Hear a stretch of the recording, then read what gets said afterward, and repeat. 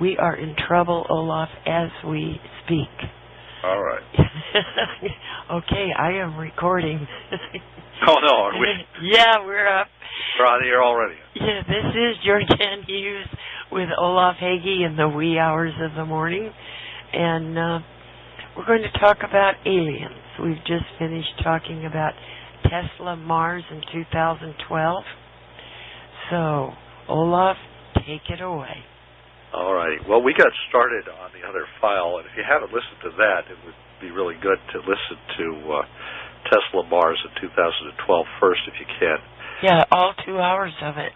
Yeah, because the last quarter of that was really about, we got off onto the subject of aliens and alien abductions, animal mutilations, although we did actually get into that off and on throughout the discussion. But, right. And one of the things that I believe that we need to address is what these things really are. What are aliens? Are they really aliens? Well, Olaf, doesn't it say in Scripture that God created the hosts of heaven? Oh, sure. And, a portion of those fell,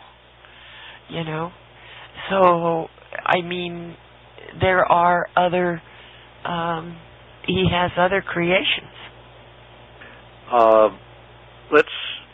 There's a bit, we just bit off a huge chunk of the universe there. Oops, I'm sorry. My own philosophy about this is very different, I think, from everyone else's.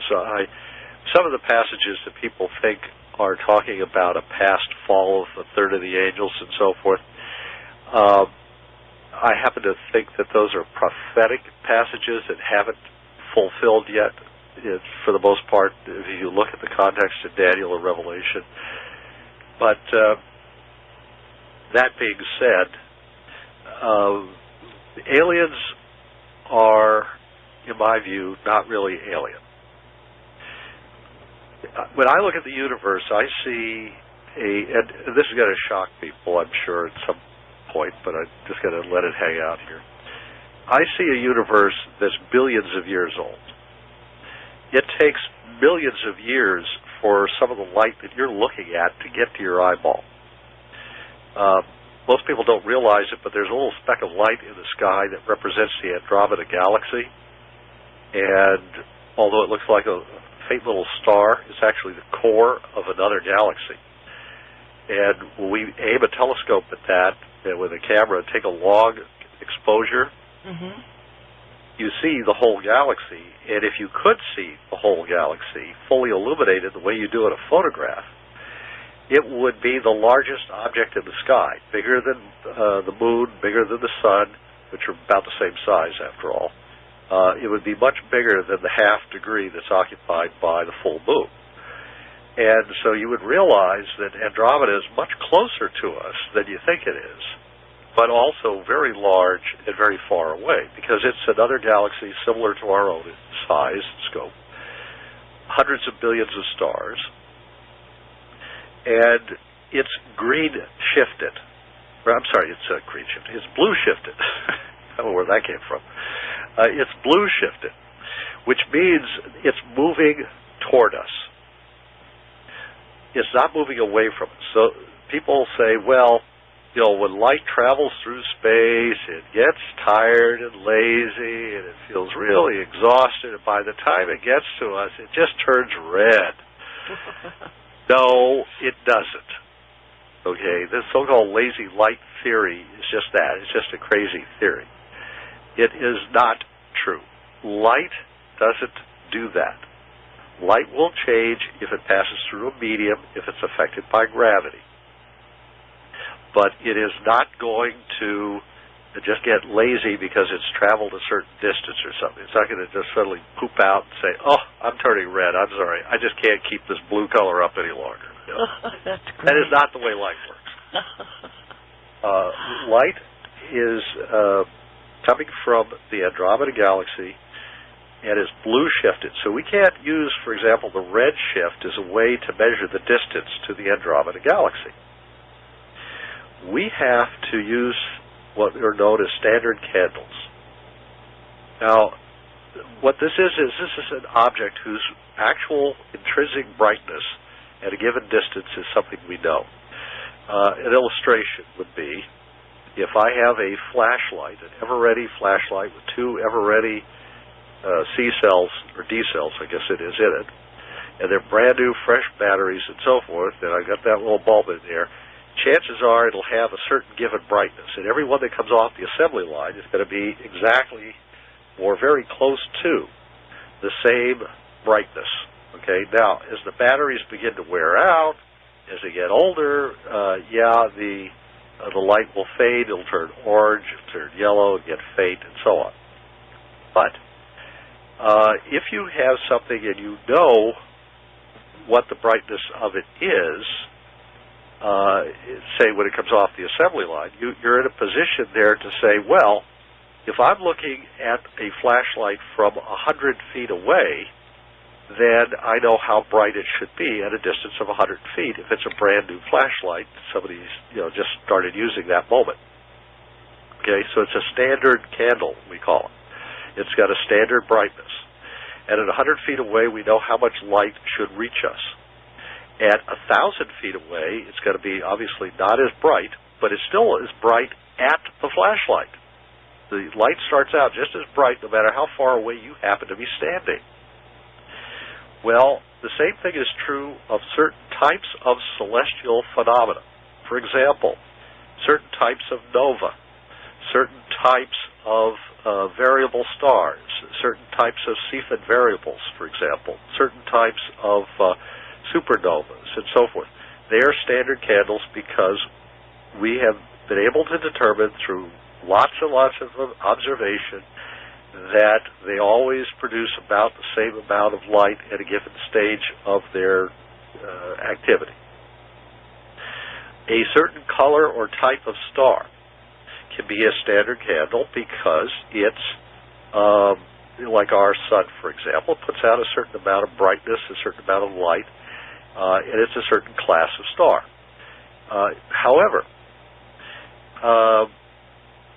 during the course of its life, our sun will change the amount of light it puts out so that it will become a bloated red giant one day.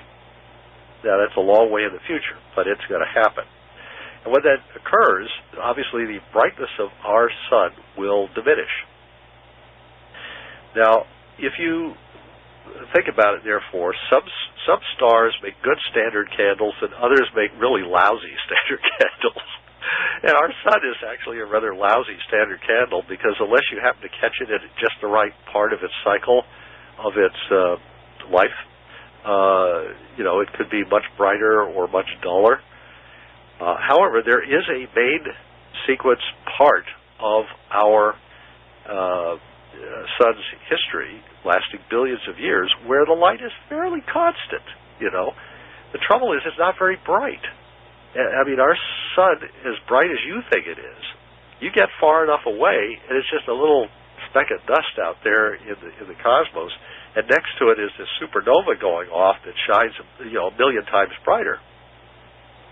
So if we want to measure the distance to another galaxy, the best thing to use is something like a bright star that outshines the sun, something really brilliant, because that then, if you find standard candle of that kind, allows us to easily pick it out of the crowd.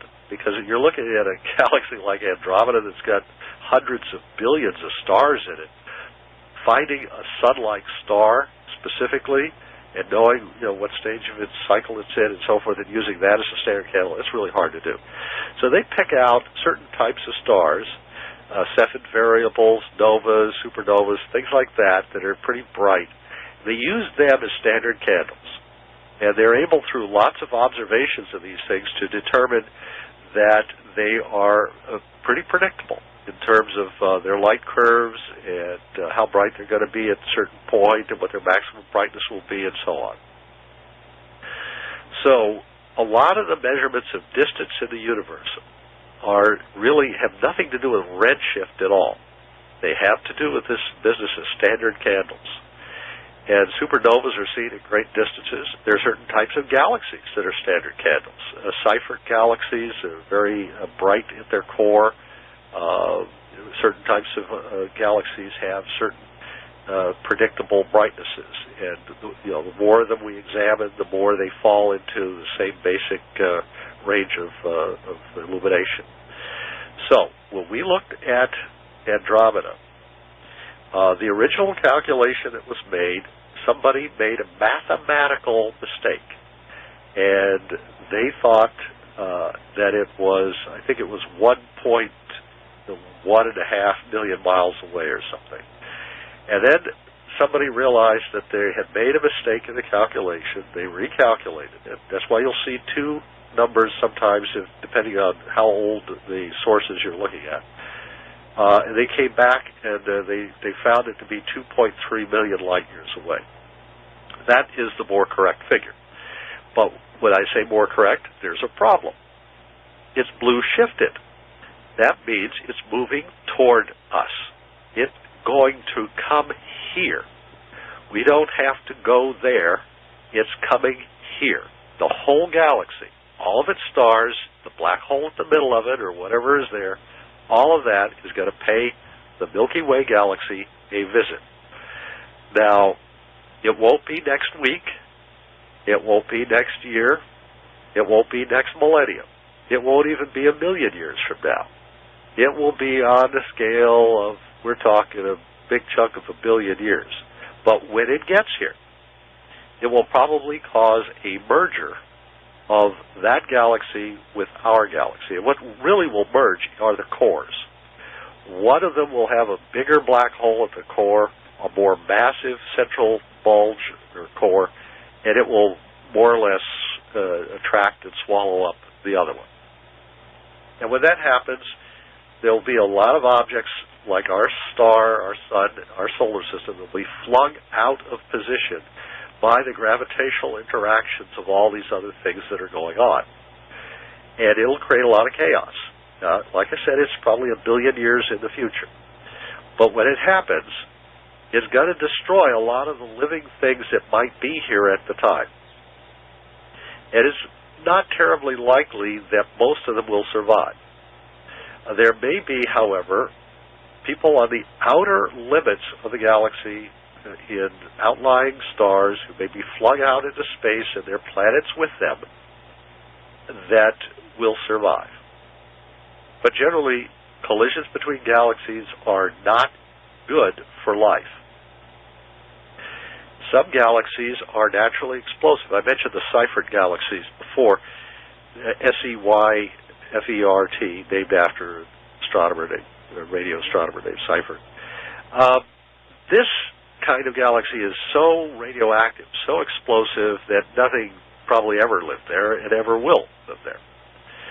There are other galaxies that are so small that they haven't really enough stars to really produce enough metals or higher elements to produce life as we know it.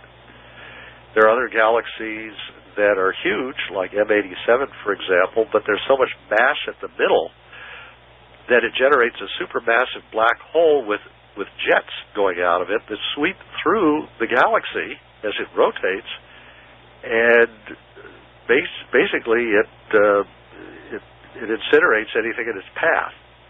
The jets do. So, or their path, I should say. So, there are conditions on other galaxies, and even in the future on this galaxy, which make them inhospitable to life. You get too close to the core of any galaxy, and the radiation is so intense that it just literally blows apart any complex molecules. You get too far out, and you're so far away from all of the supernova activity that there's not enough heavy elements out there to create life as we know it. Iron, for example, is the highest. That's 26 on the periodic table. Uranium's 92. Between 26 and 92, all of those elements are produced in supernova explosions. You need enormous pressures created from supernovas to fuse those elements. And therefore, unless you have supernovas, you don't get any of those higher elements. And that means everything above 26, above iron, requires a supernova. But there's more. You can produce a whole bunch of higher elements up to iron, but it's not going to do you any good if you can't get them out to the planets. So if they're inside the star, you're out of luck. No life. So you've got to explode a star to get life. There is no such thing as life as we know it without a supernova exploding. You can't just, the universe is full mostly of hydrogen and helium. Hydrogen's about 73% of the universe. Helium is about, I think it's 23% or something. And then there's a fraction of all the rest of it. And so it's mostly basically just gas, hot gas to be sure, although the gas in between the stars isn't terribly hot for the most part. So we live in a universe that's very old in the sense of being billions of years old, but to get life as we know it ain't easy. It's hard. And in fact, so hard is it that scientists are beginning to get freaked out about how difficult it was to get life even on this planet, much less anywhere else in the universe. See, I am talking about aliens, aren't I? You see, on the Earth, we had in our sun, we had the elements needed for life, but in the sun they don't do us any good. Our sun is a third-generation star. It's the product of a couple of supernova waves, and it's got a lot of heavy elements. It's not the elements in the sun that make the difference. It's the elements on the Earth, and therefore you've got to have planets. And you've got to have a lot of planets because you're going to need to have a stable solar system. If we only had one other planet out there, say Jupiter, it was just Jupiter and us, that's not good. Because Jupiter's gravity is so great that it would gradually draw the Earth into a highly elliptical orbit and eventually draw us out beyond the zone of life and then send us careening in to the sun. So the zone of life is that narrow band between getting too close to the sun and too hot and getting out too far away where it's too cold for life. And you've got to be in that narrow band in between. And that band is a moving target because as the sun heats up, that band slowly moves outward away from the sun. And right now it's passing through the Earth, and we're pretty close to the sweet spot in the middle of that narrow band. Okay? We're in a good place. But our orbit isn't perfectly circular. We go as close as 191 million miles and out as far as as close as 91 million miles and as far out as 94 million miles. Forget that thing I said about the 100 there. It doesn't count. But that means that there's a 3 million mile variation. That's pretty substantial, actually. In the summer, the Earth's axis is tilted away from the sun in the southern hemisphere. But we are farthest away from the sun at the same time. So in the southern hemisphere, it's a brutally cold winter. In the summer, the Earth's axis is tilted toward the sun in the southern hemisphere in their summer. And they are at their closest point to the sun in the Earth's orbit. So the southern hemisphere gets really hot summers and really cold winters. Now, Australia is located fairly close to the equator. So as a result, so is New Zealand, of course. As a result, their winters are not as bad as they could be, but their summers are brutal. And you'll notice that most of the people in Australia live on the seacoast, near the water, which helps to cool you down in the summer. Nobody likes to live out back They don't want to be out back there in the desert in the middle of Australia because it's just too uncomfortable in summers. If you go to the southern tip of South America, you get a lot closer to Antarctica. And you get way down there in Tierra del Fuego, and your southern hemispheric winter down there is pretty severe, okay? But you're surrounded by water because if you look at the southern tip of South America, it's very narrow. So that helps to ameliorate the climate. But when you get to Antarctica, forget it. Because in Antarctica, you got none of these advantages. You got the most brutal possible winter that you can imagine. And you have nothing but continent in every direction if you're at the South Pole. So the cold down there is brutal, absolutely unthinkably cold. And you don't want to expose your skin for more than a second or two. It's just, if the wind is blowing, and you expose your skin for 10 seconds, your skin will literally just freeze solid, and I don't even want to describe to you what the consequences of that would be. It's a really bad idea to go out in a brutal winter in Antarctica.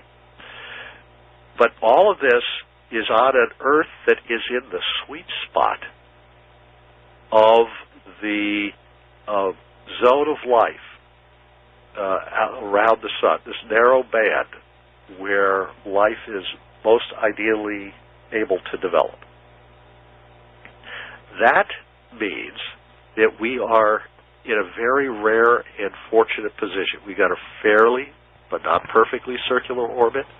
We're right in the middle of the best place we could possibly be around a star that's relatively tame. It doesn't go nova on us, at least not lately. And we got enough other planets orbiting to constantly tug and pull us in so many different directions that it kind of evens out so that we don't end up in a highly distorted orbit. So we've got a lot of things going for us that you need in order to have life as we know it. Now, if we were the only planet, and there were no other planets at all, we could orbit our star probably safely. But unfortunately, if that were the case, life as we know it wouldn't be possible. Because you see, without the moon, there's nothing to stir the mixture. The moon creates tides. The moon makes it possible for example, the tides caused by the moon are twice as high as those caused by the sun.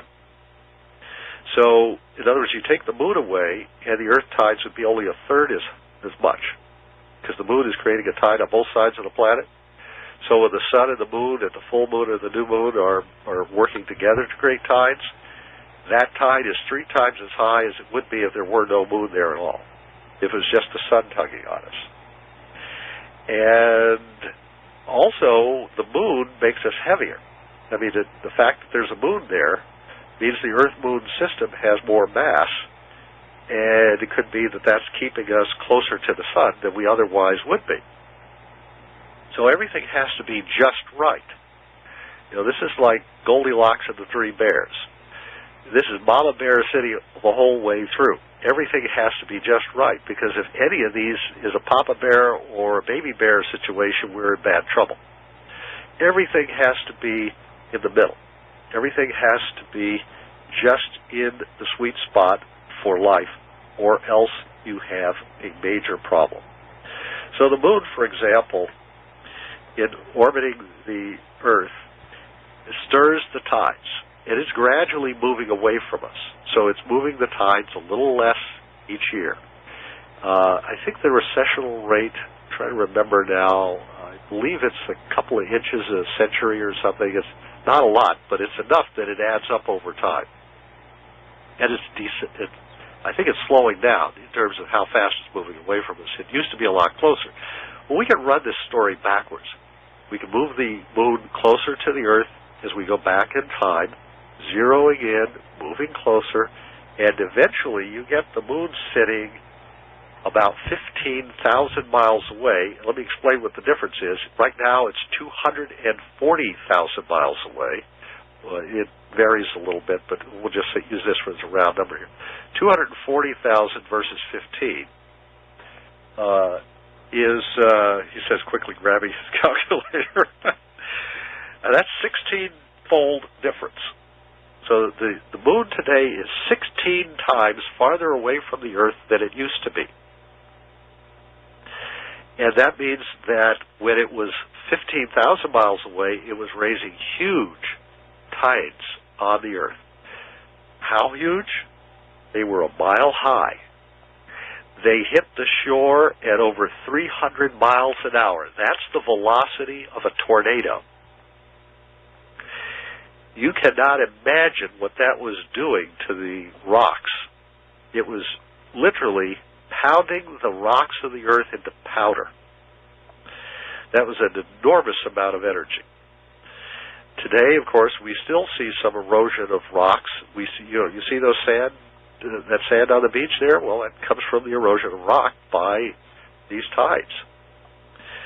So if you roll this thing back in time, the tides when the moon was younger and closer to the Earth would have been not only 16 times, or I guess it's more than that, it's the square of the distance in it, so it would be, 300 times greater than they are now. And if you go and look at the sun, it was still the same distance away, so its tides would still be very minor compared to the lunar tide. It's the moon that really is responsible for tidal action on the planet. Now, the Earth was probably rotating faster, too. And tidal action for the moon has actually slowed the Earth's rotation. So we were probably spinning much faster. We had much shorter days. We had a very different situation on this planet. In fact, if you roll this back to the beginning, you have a point where there was no moon, because the story line, if you run the movie backwards, puts the moon inside the Earth. And the moon obviously has come out of the Earth and has moved away from it over the course of a long period of time. And in trying to figure out what caused that, they looked at the moon rocks, they examined them, and they discovered that they were partly composed of Earth rocks and partly composed of some alien object that is neither Earth nor moon. Something hit us. And they ran scenarios through the computers trying to figure out what could have generated all of this, and they discovered that the object that hit the Earth was about the size of the planet Mars. Now, it wasn't Mars, because after it hit the Earth, it lost a lot of its mass. Today, it would be about the size of Mercury. I happen to think it is Mercury. Other scientists, they don't want to stick their necks out, so they're just calling it Theia, Thea, the goddess, okay? I think it was Mercury. I think it's silly to look for some other object we don't have when we've got a candidate sitting right there in front of us that has lost its outer crust and its mantle, or a big chunk of it, and is mostly just the big core of a once larger planet. And we know it's been struck by something huge. The planet Mercury has every sign of being the object that hit the Earth. Now, when they run this scenario through the computer, the time this would have happened turns out to be about 4 billion years ago. 4 billion years. If you look at the Andromeda Galaxy, we can see that that galaxy, which is moving toward us, 2.3 million light years away. The light alone takes 2.3 million years to reach us from that galaxy. We see supernovas exploding in the Andromeda Galaxy. Those supernovas these are stars that are exploding. These stars must have blown themselves out of existence, totally gone. They don't turn into anything. Sometimes they just blow away. Some of them will produce black holes later, but some of these stars just simply blow themselves apart. They cease to exist as stars, as anything producing light or anything that you can see. A black hole, after all, is invisible, technically, in a sense. And these stars would have exploded over 2.3 million light years ago, We're just seeing the event now because it took that long for the light from the event to reach us. Now, if you think that the whole universe is 6,000 years old, okay, God has a surprise for you. He's not that impatient. He's not that stupid that he has to just do everything like some dummy real fast to get it over with because he can't find a way to do it in a more, if you will, gradual process. Why does he use a gradual process? Because he wants us to know how old he is, how great he is, how amazing, how brilliant he is. And you're not going to get that from a 6-day creation 6,000 years ago. You're not. You're not going to understand how ancient the idea of creation really is from that. You're not going to get the picture, in other words, of an infinitely old God, of a God who is immortal and eternal and always was and always will be. You're not going to get the understanding of that till you understand how old the universe is. God's given us, if you will, a metaphor for himself in the sense that as young as we are, how long do we live? A few decades. If we're Joseph of Arimathea, we get to live a little longer, maybe. But God's been around throughout the entire history of the universe. He's been around for all of these billions of years. He watched Mercury hit the Earth and create the moon. And he knew why he was allowing that to happen. Because unless it did, there would be no moon. And if we didn't get a moon, we wouldn't have the tides. And if we didn't have the tides, we wouldn't be able to pulverize all that lava rock that sits underneath the oceans there and on the shores and turn it into the fine, powdery soil and sand and so forth that life needs to process in order to create, all the nutrients. I mean, people say, do you have enough iron? Do you have enough zinc in your diet? Well, those are minerals. And how do you get them small enough to be absorbed by your cells? The answer is the moon pounded them into tide, but with its tides pounded them into powder. That is exactly where it comes from. And if you don't do this, you don't have life as we know it. So life on this planet required that we go through this process. Now, you may be impatient to get it over with in 6,000 years, but God isn't. He was perfectly willing to spend billions of years just to teach us a lesson about how godlike God is compared to us. We are stupidly short. Stupidly stupid. We don't have any concept of what it is to be God. We really don't. He can look at Andromeda Galaxy, he can watch it moving toward another galaxy, colliding with it, absorbing it. He can watch that unfold. We live our whole lives, as far as we can tell, we can't even see it move an inch. But God watches all of this happening. He sees the moon moving away from the Earth, slowly getting further and further out. He watches the changes in climate on the planet, the coming and going of ice ages. He sees all of this. He sees the Earth and all of these changes going on in the universe. He sees it as if it were a living organism. And when you look at what the Bible says about the earth and the heavens and so forth, and the way God views them, he's viewing them as if they are alive. Because to him they're moving. To him they are in motion. He sees them as if they are almost like living beings, as if we are part of a fluid, ongoing process. To us it's static, but not to God, because he sees the end from the beginning, as he says in Isaiah. The whole thing's laid out for him. However many billions of years it takes for Andromeda to hit us, he's already seen it happen. He sees the end from the beginning. He sees the end of the universe, which they estimate to be, I think it's something like a quadrillion years in the future or something. He's seen it already. He's already understood where this is all going. We don't. We're caught in a tiny little fraction of a second in the midst of this vast eon of time.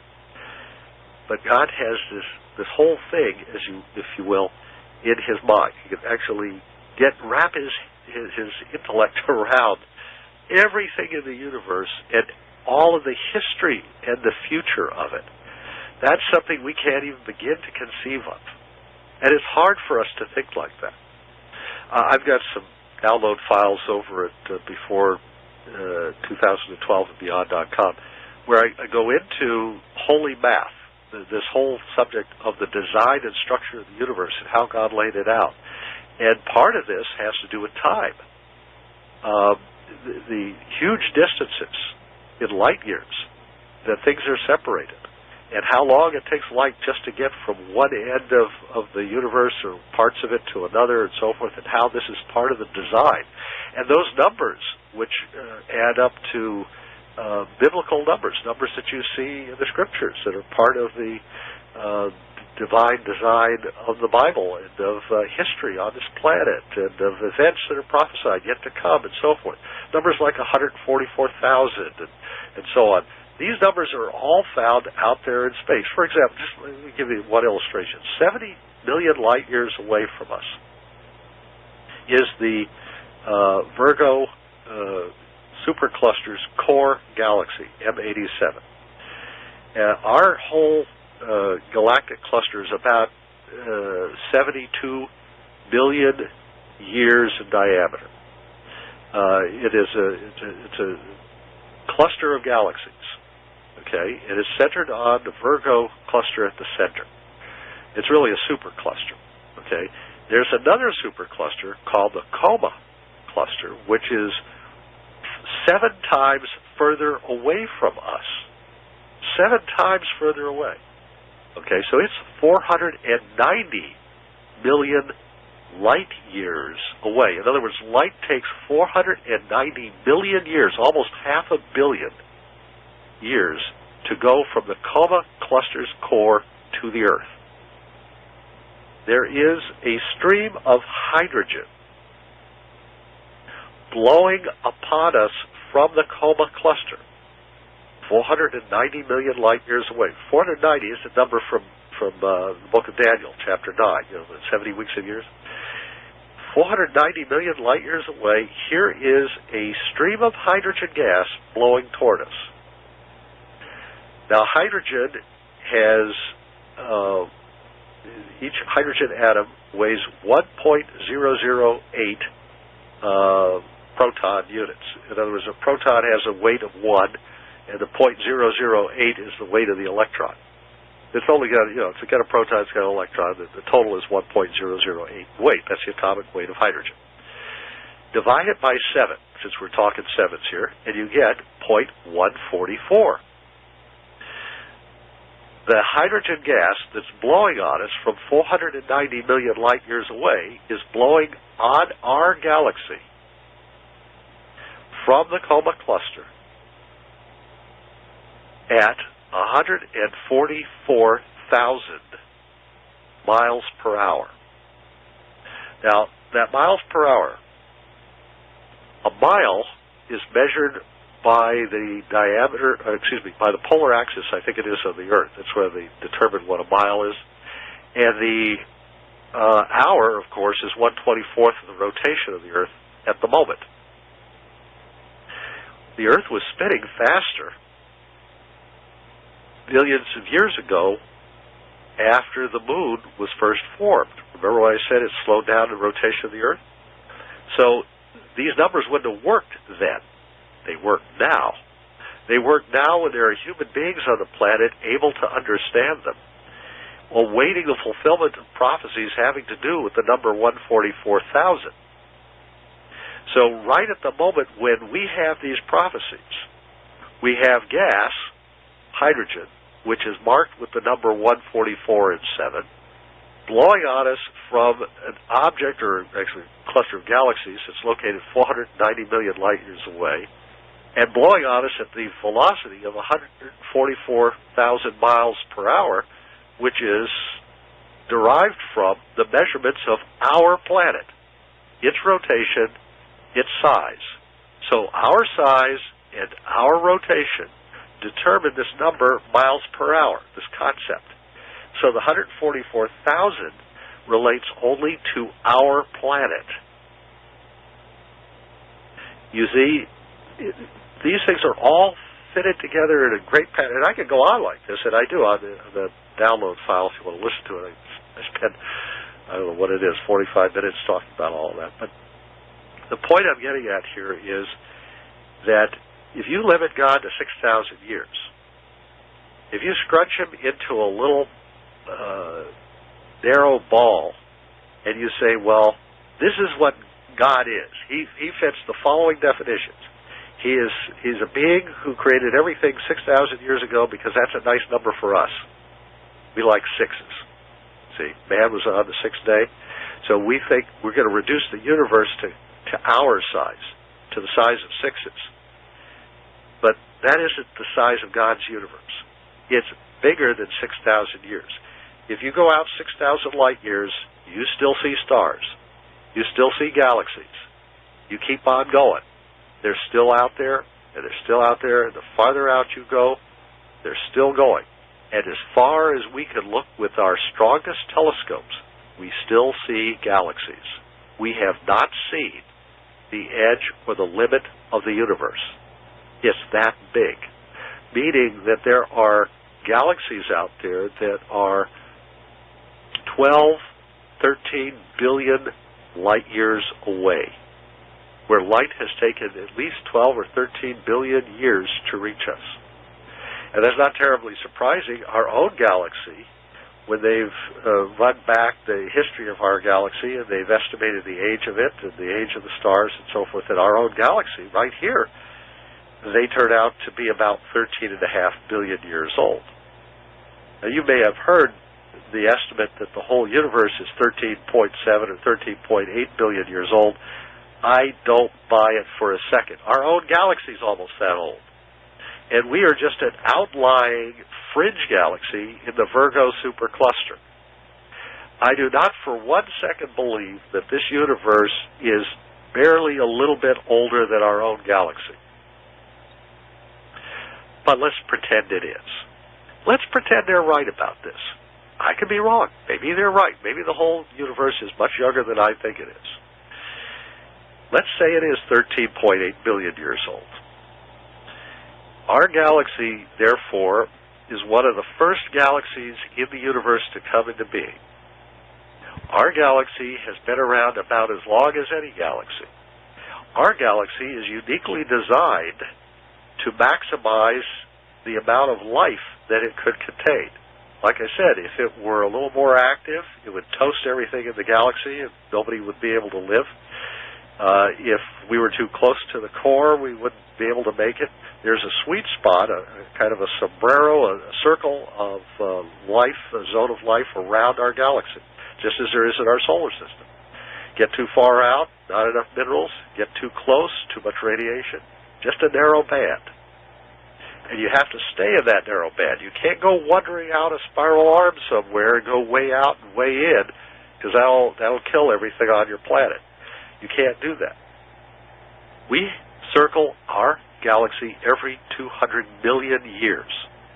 We have circled the Milky Way galaxy dozens of times. So, for example, the last time we were at this spot going around the Milky Way galaxy, the dinosaurs were just getting started. And the time before that, we were just seeing animals, plants, and stuff coming up onto the land. That would be 400 million years ago. Just starting to see plants and things on shore. Before that, you were in the water. Life was under the water somewhere. And for 200 million years before that, most life just stayed below water. And then before that, it was cold. Because before that, we weren't in the sweet spot. Before that, the sun wasn't warming the Earth sufficiently to get us out of a long ice age that we'd been in for 3 billion years, or just about 3 billion years.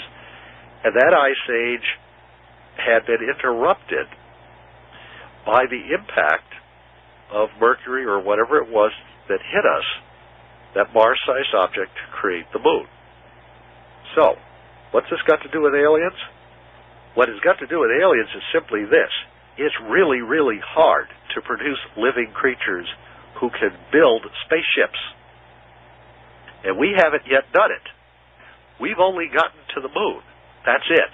We've sent craft to Mars and out to the end of the solar system, or at least out past Pluto, but we haven't gone there ourselves. So you want aliens to come and visit us? Well, we got a head start, folks.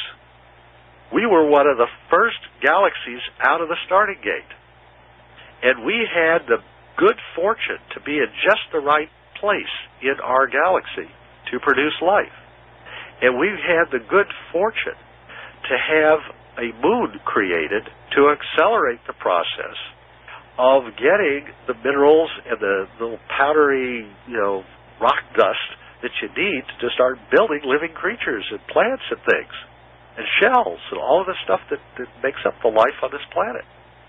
We had every advantage, and we're just now getting off the launch pad, so to speak. 1969 was the first time a human being ever set foot on another planet outside of this planet. Unless, of course, we had space travel a few thousand years ago where human beings at some earlier epoch had developed space travel with other technologies or whatever, UFO-style technologies, and they had gone out to those neighboring planets in some past time. Now that I could believe. That's possible. We know that Homo sapiens, the Earth-type human beings with enough brains to do this sort of thing, have been around on this planet for maybe 70,000 years, maybe a little longer. When we look at brain case size, when we look at what we think are indications of the biological capacity of human beings, we've had a few years to rise and fall as a civilization, to come and go. In the book of Jeremiah, chapter 4, verse 23, Jeremiah is talking about the Babylonian destruction of Jerusalem and of Judea, the lands, after they had invaded his country. And he looked around and he said, I looked at the beautiful land, and behold, it was without form and void. Notice he's using the same exact phrase you find at the beginning of the book of Genesis. In the Hebrew, it's identical. I don't know, your translation may or may not copy those words, but the Hebrew is identical. He's quoting from the book of Genesis. The earth was without form and void. And what's he looking? And then he says this, and all the cities had been thrown down, and all the birds had flown away, and behold, there was no man. He couldn't see any people. He just sees ruin in every direction. He sees destruction. He sees cities destroyed. The animals fled away. And he says, oh, it's just like the beginning of Genesis. So as far as Jeremiah, an inspired prophet, is concerned, the beginning of Genesis is describing a state of destruction where there could have been cities and people in them, and that's been destroyed. And you've got to start over and rebuild. And he is looking at that as the condition that Genesis is starting with. In the book of Isaiah, chapter 34, same story. In chapter 34, verse 11, same words that are translated without form and void are used there. And they are describing a state of destruction between two world ages, only this one is the one to come. This is the next thing to happen on God's prophetic calendar, is a state of destruction where cities are thrown down and the world is, lots of people are going to die, and civilizations we know it is going to disappear, and people are going to look back and they're not even going to remember what happens. It says the memory of things is going to suffer great loss. What does that mean? We're going to forget this world, the world we're in right now, or our children's children are going to not remember what it was like. They never saw it. It'll be out of mind. They will not know what happened. There's a prophecy in Jeremiah where he says there's going to come a day when they will not even remember the Ark of the Covenant. That day hasn't come yet, has it? But it will. He prophesies there will come a time when they will never even realize there ever had been an Ark of the Covenant. There will be whole peoples, whole nations, whose memory will be lost forever, and nobody will ever remember that there had ever been a nation there. These are prophecies you'll find in your Bible. Now, is it so hard to believe that before Adam and Eve came along that there was another world, another civilization, that there had been cities, technologies? I'm not saying necessarily they'd gone into space, but who knows? Because we are told that Adam had a mother and a father. And who tells us that? Adam tells us that. Because he says, when he sees Eve for the first time, he says, "Here at last is flesh of my flesh, bone of my bone. She shall be called Isha, woman, because she was taken out of Ish." Therefore, he says, Ish, that's his name for himself, his name in everything in the garden. Therefore, Ish leaves his father and his mother and cleaves unto his Isha, to this woman, and the two become, or shall become, one flesh. So you say, well, I'm going to take her away from mommy and daddy, and I'm going to go off in the bushes over there, and I'm going to have sex with this woman. That's literally what he's saying. Now, you can put it in all the fancy King James verbiage you want, but that's what he's talking about. If you don't think that's what he's talking about, you ask any rabbi or any priest or any minister. And the fact of the matter is, whether we like it or not, Adam sees a woman and he wants to have sex with her. That part is literally true, isn't it?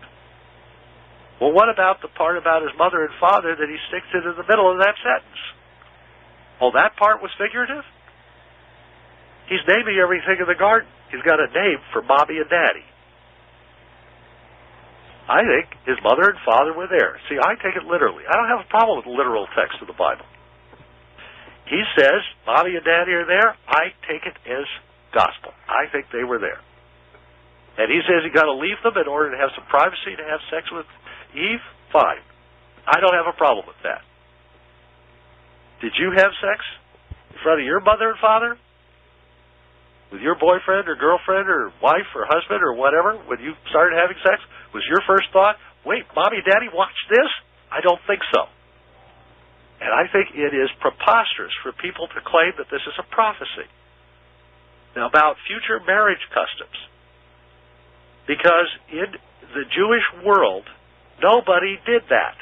Nobody left, no guy took his wife and left his mother and father and went to live somewhere else. He built a room onto his father's home. And when it was finished, after 9 months, he went to get the woman he was espoused to marry, and he brought her to his home, and that's where they had their honeymoon. In that room that he built there, onto his father's house, onto his mother and father's home. He didn't leave them. He stayed with them. That passage in Genesis is not written by some later Jewish guy talking about Jewish marriage customs. You're wrong if that's what you think. It's not true. Now, does that mean that that verse can't be applied to principles of marriage? Jesus applied it. He said, what God has joined together, let no man put asunder. In other words, if God wants these two to be married, then, don't come along and say, hey, we don't like you guys getting married.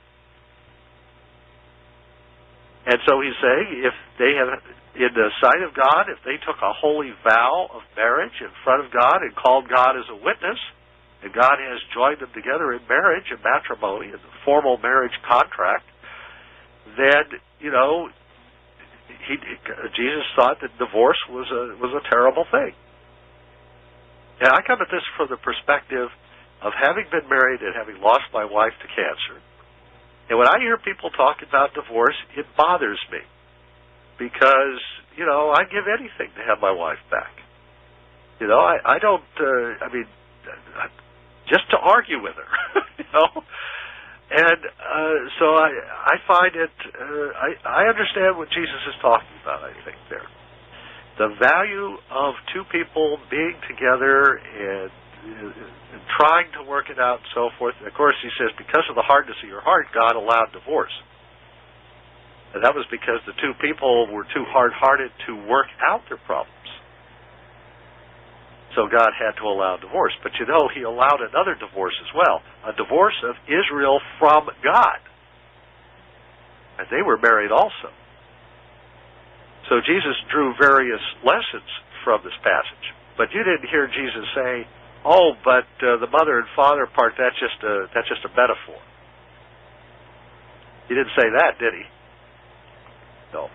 Now he says in the beginning, and of course he said in the beginning, because that's the name of the book. It was called in the beginning, or Bereshit. That is the name of the book in Hebrew. So when he refers to it, he called it in the beginning, but that doesn't mean that he's meaning that that's the beginning of the universe. People jump to conclusions about these things without sitting down and actually thinking them through. And I believe that there is a possibility that we had high technology in ancient times, even between Adam and the flood. There's a possibility that the mankind may have gone into space in that period. And we could have settled some other planets and other things, moons or whatever out in the solar system. That's possible. So when people see aliens or beings in craft, it's possible they're just seeing another human being coming back in a craft who has been flying around out there. However, if this goes back to the pre-Adamic world, then we have another scenario. Because if you go back far enough, they were facing great destruction. Just like the deluge of Noah, there were other destructions. There's a flood on the earth. The water was covering the earth before Adam. We're told that God says, let the dry land appear. Obviously, it's covered with water back there in the period just before Adam comes along. That indicates, to me at least, that there was a preceding deluge or flood or cataclysm of some kind. I think there's a whole series of these things. We've got one coming up here. It'll be of hailstones, but that's still water. The earth is periodically inundated. And when you look at an ice core, you can see layer after layer after layer of these tremendous ice age epochs that last for thousands of years, and then there's a warm period and another cold one and so forth, cycle after cycle of ages. Ages of ages, the Bible calls them. Paul talks about past long ages when the angels were waiting for the fulfillment of the prophecies and so forth. Past long ages, the whole creation, groaning in travail, waiting for the revelation of the sons of God. And finally, we're in this final age where this is going to happen. That the creation's been waiting for this moment. There are things that are happening now that the earth has been waiting for billions of years, that the universe has been waiting for at least 13.8 billion years. And that means something to me, because if God is that patient, think about this. He's waited around that long for this to happen, and He's taken such great care to bring this about. It must be awfully important to Him. He isn't doing this lightly. If He whipped it off in 6,000 years, I'd wonder about it. But when He takes 13.8 billion years, and we're just around for the last few seconds of that, that great divine day of creation, so to speak, that tells me something about the importance of what's happening. And if it's this difficult to have life on another planet or even in another galaxy, then this place here must be very precious to Him. What is so important about this planet? I'll tell you what's so important. This, I believe, is the first place where life as we know it, capable of being a vessel for the very Spirit of God, has come into being in the universe. That's what I believe. I think we're the first ones where this has happened. This crap about these aliens being so advanced is nonsense. They take your animal and they cut it open, drain its blood, they toss it in a field somewhere like a piece of garbage and say, here's some meat for you to eat. And we'll take the eyeballs and we'll take the uterus and so forth because we think those are delicacies. That doesn't sound very civilized to me. We know they don't use anesthesia. Every single abduction I've ever heard of where there's any kind of so-called medical procedure done, no anesthesia, no attempt at killing pain. None. Yeah, they're really advanced. We wouldn't do that to a dog.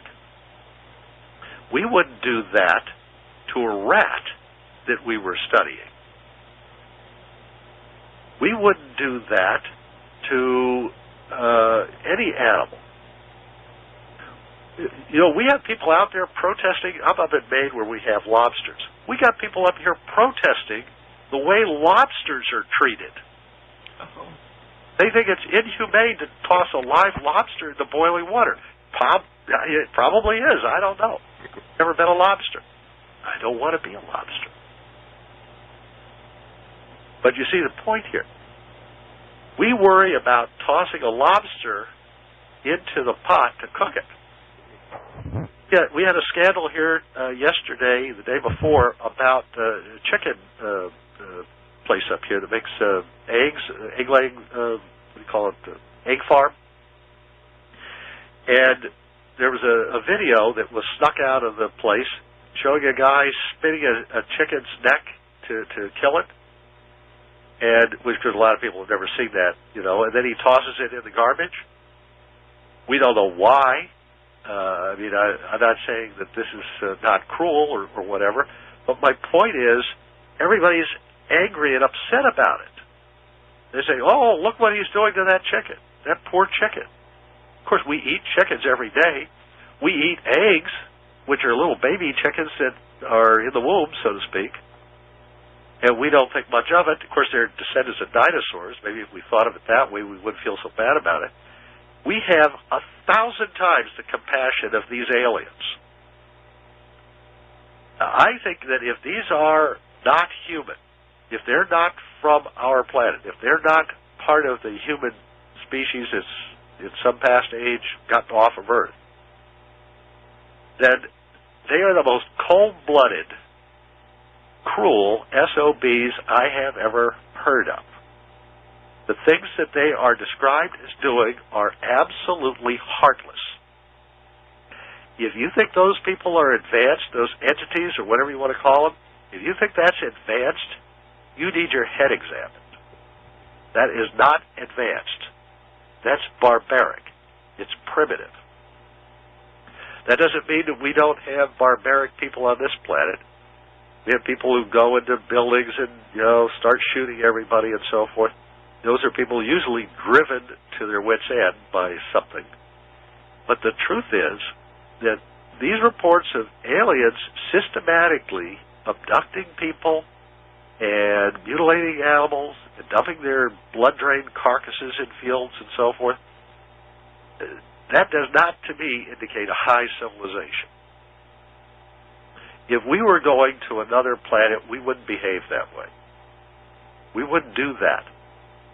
We might gather specimens, but we would take care with those specimens. We would be very cautious with them, and we wouldn't waste them. Look at the way we've treated moon rocks, and they're dead. We treat them like they're made out of gold. Actually, they're more valuable than gold. We are extremely careful about things. We worry about how we treat honeybees. We are concerned about lobsters. We worry about any life form, and it's being mistreated. I don't see that kind of compassion anywhere else among these so-called alien beings. And they say there are 57 varieties of them. Well, show me the kind one, please. I want to see the one with compassion. Show me that one. Let's see the one who doesn't abduct people out of a nice warm bed in the middle of the night by paralyzing them with fear. I want to see that one. I want to see the one that knocks on your front door and says, "Excuse me, I'm from the planet Mongo. I'd like to have a conversation." I want to see that one. I don't want to see the one that just grabs you out of your bed. Show me the one that doesn't stop your car in the middle of the road, turn off the engine, and abduct you from your automobile in the middle of the night as you're driving home. Show me the one that doesn't do that. I'd like to see a friendly alien that doesn't treat people like garbage. And then I will start considering the possibility they might be on a par with us, but not advanced. So when I hear these alien stories and I look at the reports of the UFOs and so forth, and I've seen things in the sky that are clearly not, normal. Things moving around like the aircraft shouldn't do or can't do, so far as we know, at least not the aircraft that we're told about. As far as I can tell, these visitors, either they started here and they've been occupying nearby planets or star systems and the planets around them, and therefore that this is the fountainhead of life in our galaxy. Or if these are truly alien beings who have no connection with us and they somehow stumbled upon us, they seem to have such little compassion that they don't seem to me to be very morally or ethically advanced. And therefore, I think that when we see them take a carcass and they take one eyeball and they take out the sexual organs and they drain all the blood out and so forth, I have to ask myself, what is it they're really doing? They didn't pay for that animal. They didn't ask permission to take it. They didn't give it any anesthesia. We have abduction stories where people have actually seen the craft come and take the animal, by the way, for those who think it's being done by the government. And they've seen the aliens doing this. As far as I can tell, that is not an advanced species. Oh yeah, the lasers are really good. They got great lasers. Hey, you guys got some great lasers.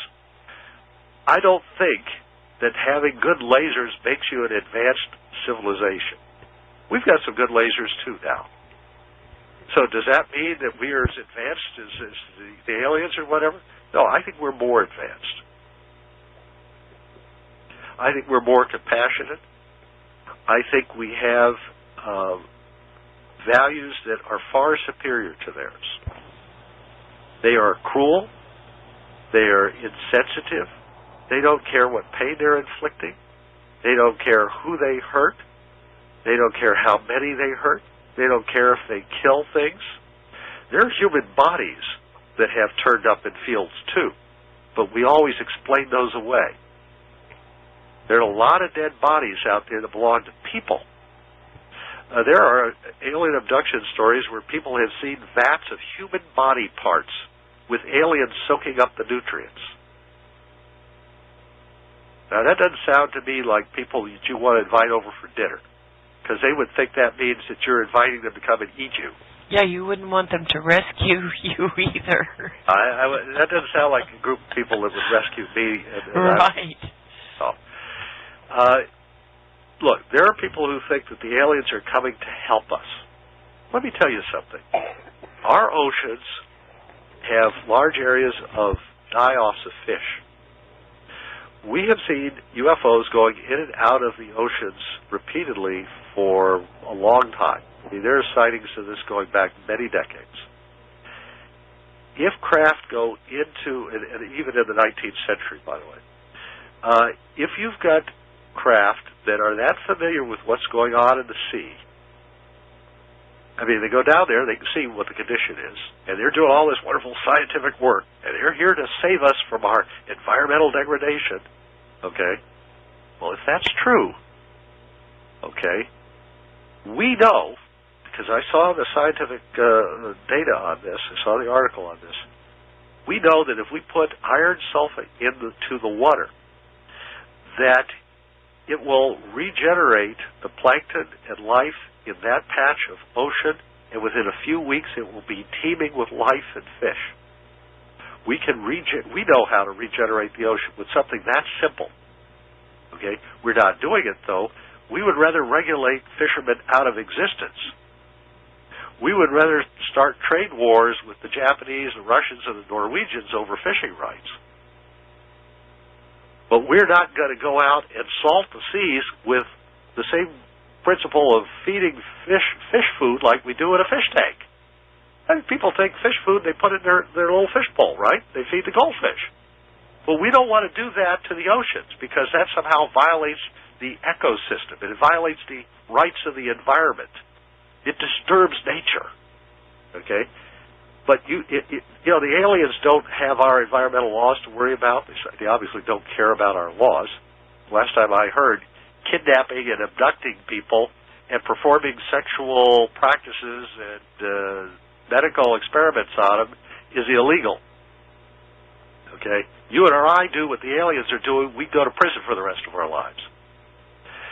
But the aliens don't have any restrictions on fiddling with the environment.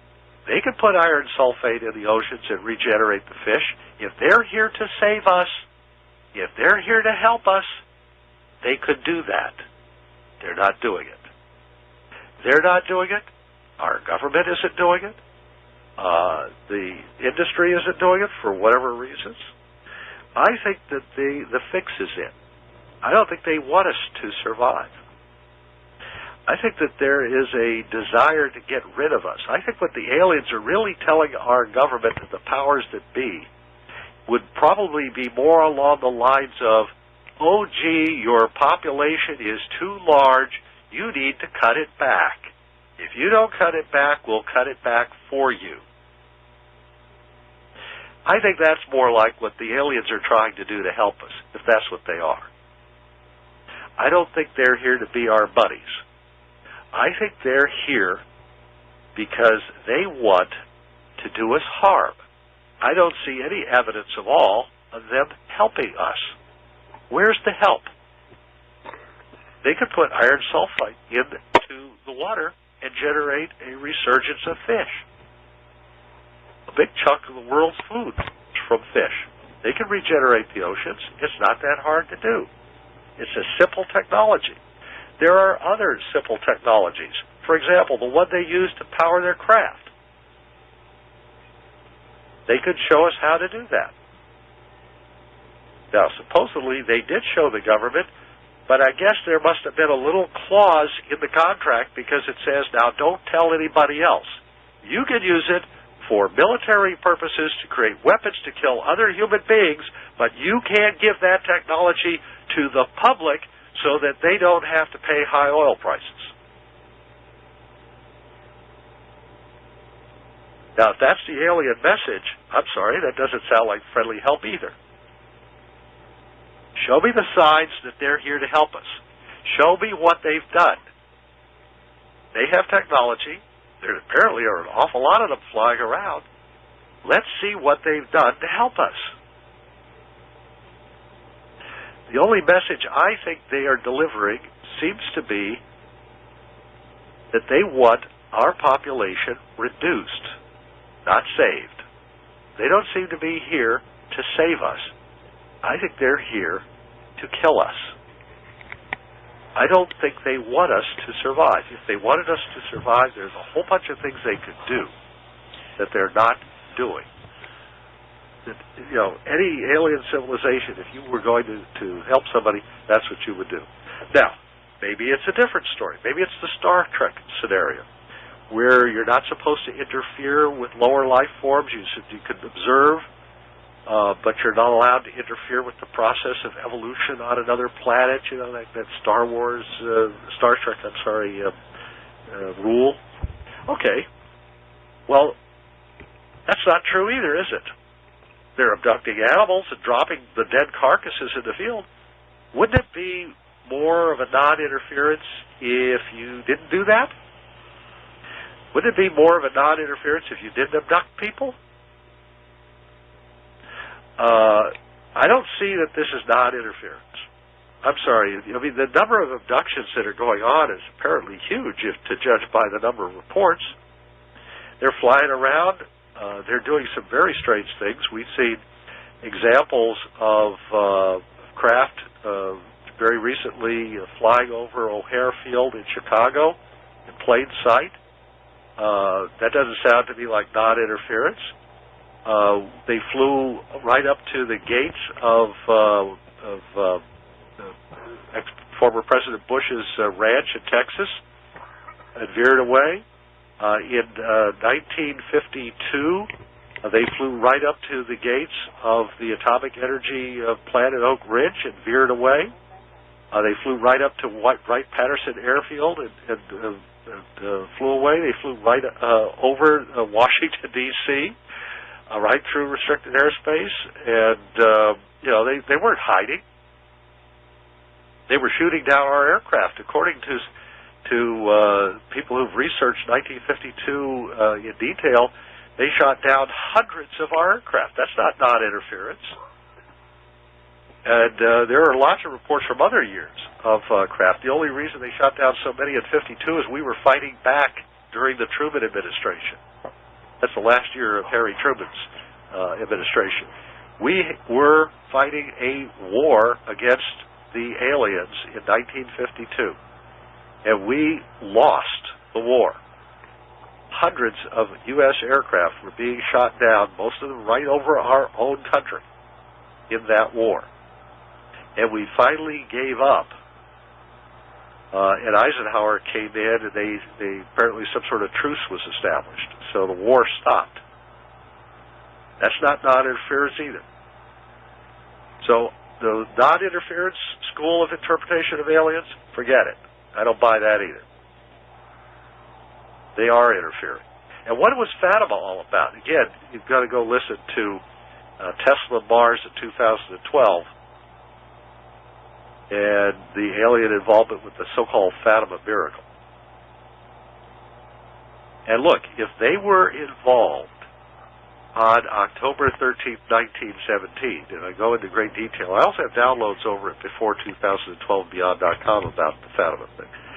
But if they were involved in that, then all of the visions that preceded and followed it, the Marian apparitions, the angels, the visions of Jesus and Mary together, and so forth, that were seen by Lucia afterwards, and all of this stuff, and all the communication, all of it is alien.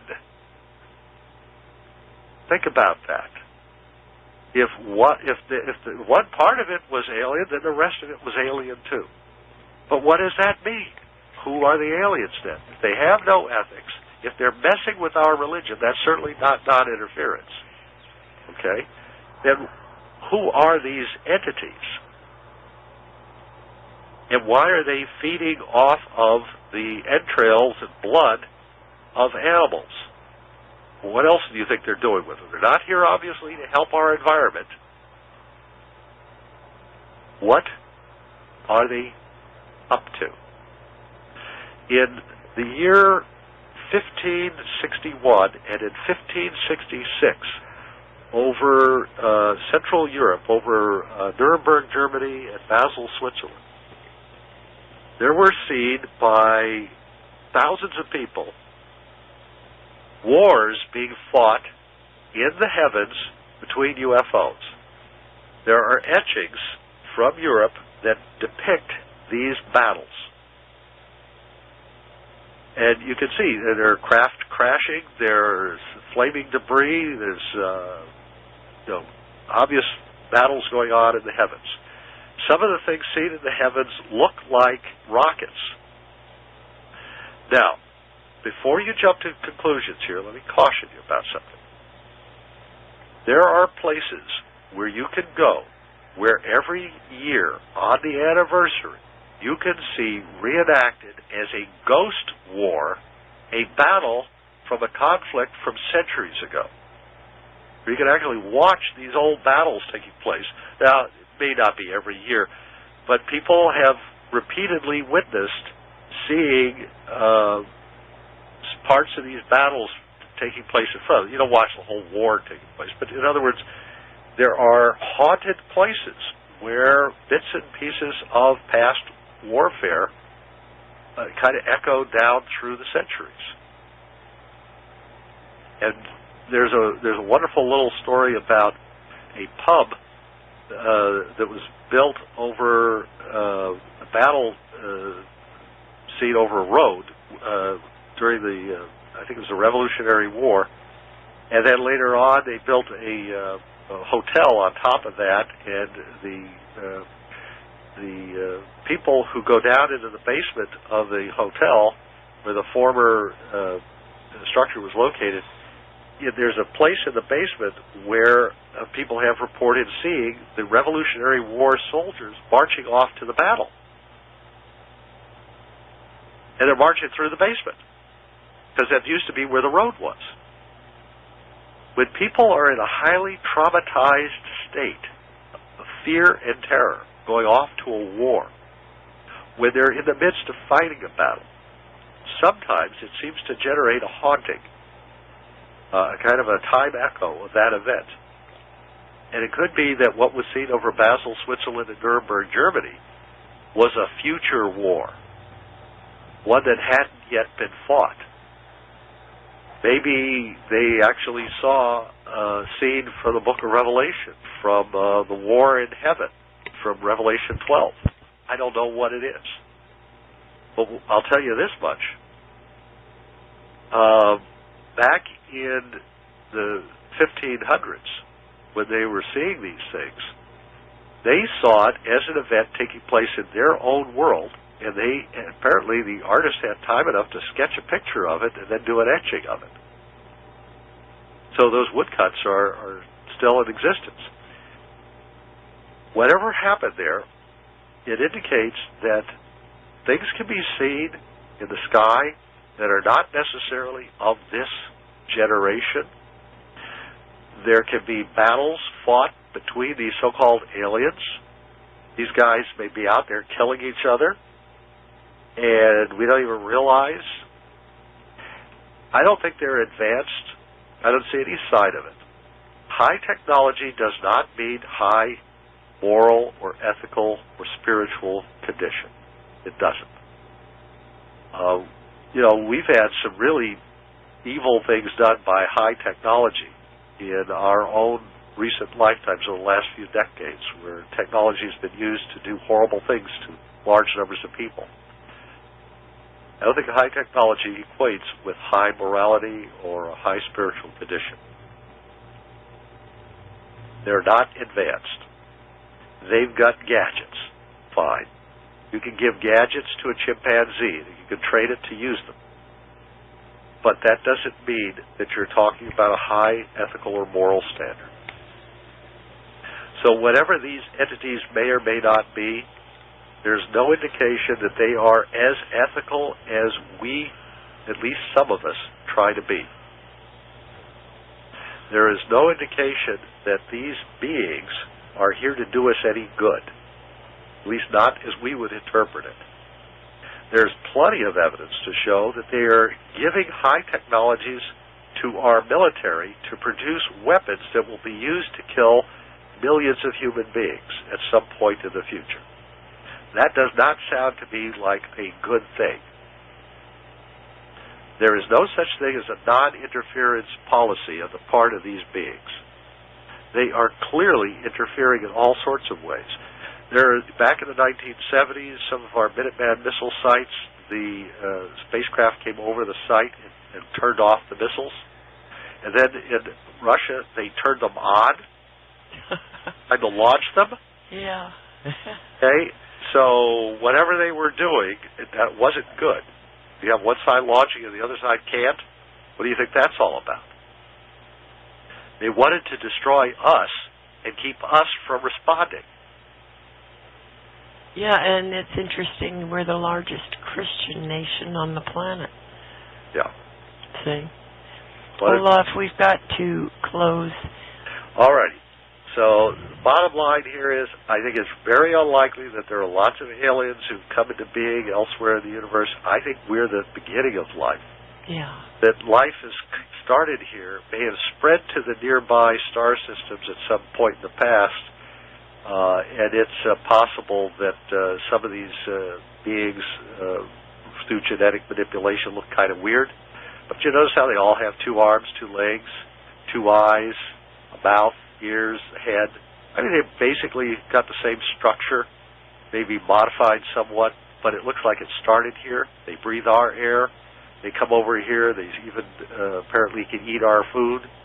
They don't seem to be worried about our viruses or bacteria or molds or fungus. They seem really well adapted to the Earth for who've never been here before. Yeah. So I think they've come from here, however modified their genes may have been by somebody in the past.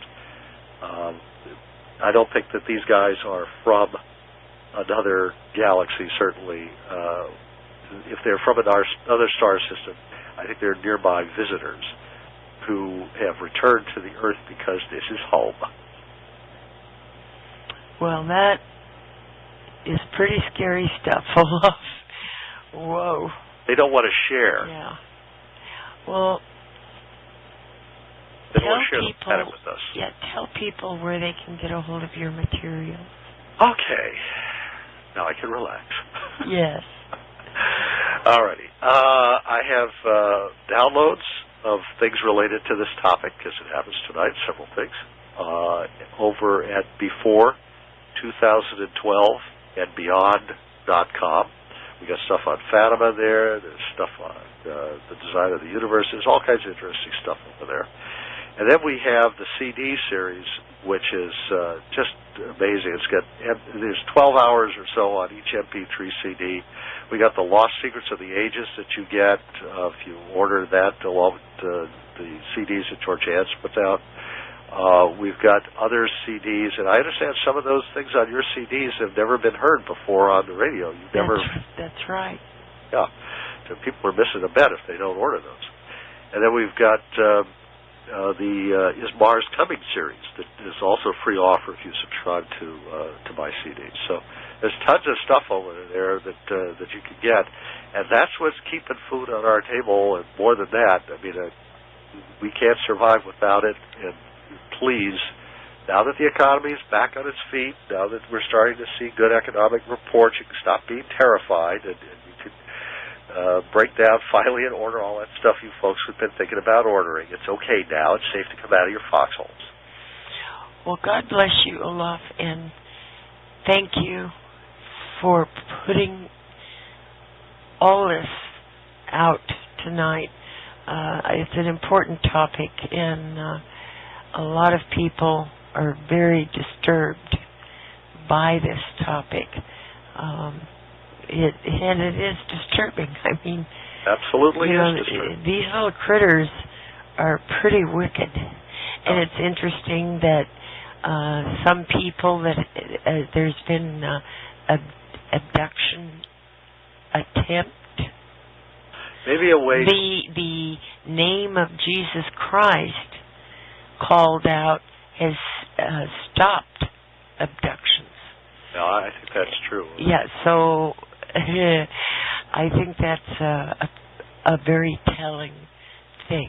Way to think about this is instead of saying that the aliens are fallen angels, maybe a way to think about it is that the fallen angels have created aliens out of human beings and out of these abducted animal parts and genes.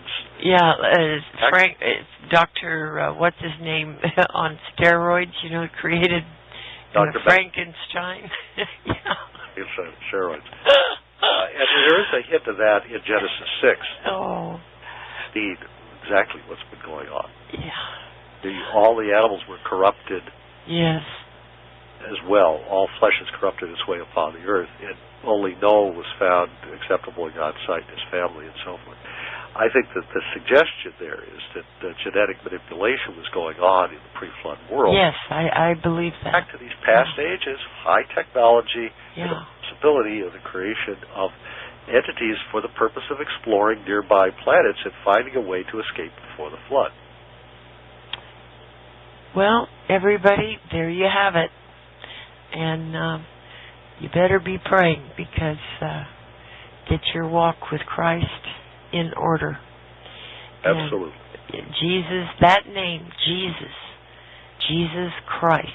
It's not the magic word, it's the magic authority of who it represents. Yes. And the spiritual power that he holds in his hands. Yes. It's the most powerful name Magic word. ever. Yeah. So God bless you all out there for listening. This is Georgianne Hughes with Olaf Hage. Please visit before2012andbeyond.com. God bless you all. Good night, everybody, and God bless you.